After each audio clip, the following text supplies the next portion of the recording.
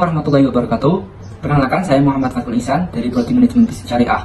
Pada kesempatan kali ini saya akan mempresentasikan artikel yang telah saya buat dengan judul Pemanfaatan Media Sosial dan E-commerce dalam Business Opportunities antara santri dan ibu rumah tangga. Penelitian ini dilatar belakangi karena sebagian besar santri di Indonesia hanya memanfaatkan media sosial untuk hiburan dan menggunakan e-commerce sebagai sarana belanja online karena mereka harus fokus dengan pendidikan yang mereka jalani di pondok pesantren. Sementara itu, masih banyak dari ibu rumah tangga yang masih gagap akan teknologi dan harus menghadapi tantangan peran ganda sebagai pengasuh keluarga dan potensi menjadi seorang pebisnis.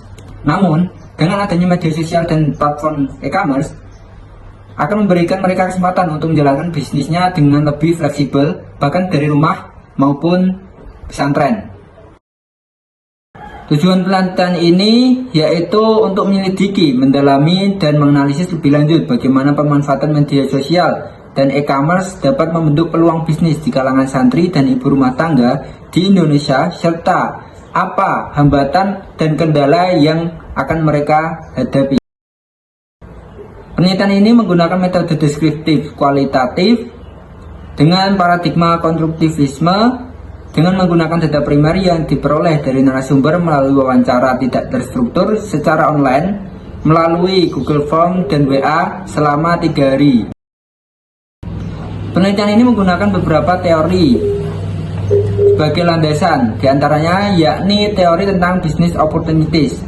Business opportunities atau yang kita kenal sebagai peluang bisnis adalah inti dari kegiatan wirausaha dan pertumbuhan ekonomi. Business opportunities merupakan hal utama dalam pendirian sebuah usaha baru, kinerja bisnis, dan pengembangan sebuah usaha. Business opportunities dapat digambarkan sebagai ide investasi atau usulan usaha yang menarik, berpotensi memberikan kesuksesan atau keuntungan bagi individu yang memiliki keberanian untuk mengambil risiko atau memiliki risiko yang relevan. Hasil dari penelitian ini menunjukkan bahwa antara santri dan ibu rumah tangga setuju. Keduanya sepakat dengan penggunaan media sosial dan e-commerce sebagai sarana mengembangkan bisnis online, dan kendala yang sering mereka hadapi adalah pembagian waktu antara kewajiban dengan bisnis mereka. Kesimpulannya yaitu bahwa ada beberapa cara bagaimana santri dan ibu rumah tangga dapat memanfaatkan peluang bisnis online, di antaranya dengan melakukan penjualan melalui sosial media dengan memanfaatkan beberapa platform seperti Facebook, Instagram, WhatsApp, dan e-commerce berupa Shopee dan Lazada. Dengan demikian, keduanya sudah mengetahui dan memanfaatkan kemajuan teknologi yang ada. Kemudian, kendala yang sering dihadapi baik santri maupun ibu rumah tangga adalah keterbatasan waktu, yang mana santri waktunya terbatas dikarenakan jadwal yang berbenturan dengan kegiatan-kegiatan pondok di pesantren dan jadwal kuliah.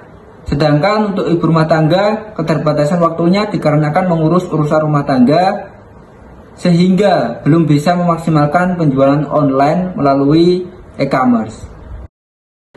Penelitian ini memiliki beberapa keterbatasan. Di antaranya yakni penelitian ini memiliki ukuran sampel yang terbatas. Penelitian ini juga mungkin tidak sepenuhnya dapat digeneralisasikan ke seluruh populasi santri dan ibu rumah tangga di Indonesia yang mana memiliki latar belakang dengan budaya dan akses teknologi yang berbeda-beda.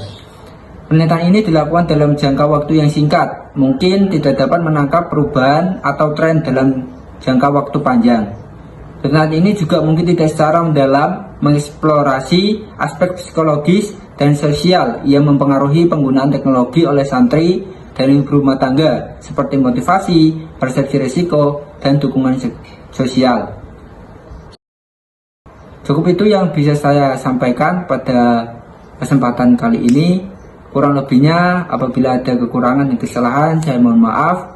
Sekian dari saya. Wassalamualaikum warahmatullahi wabarakatuh.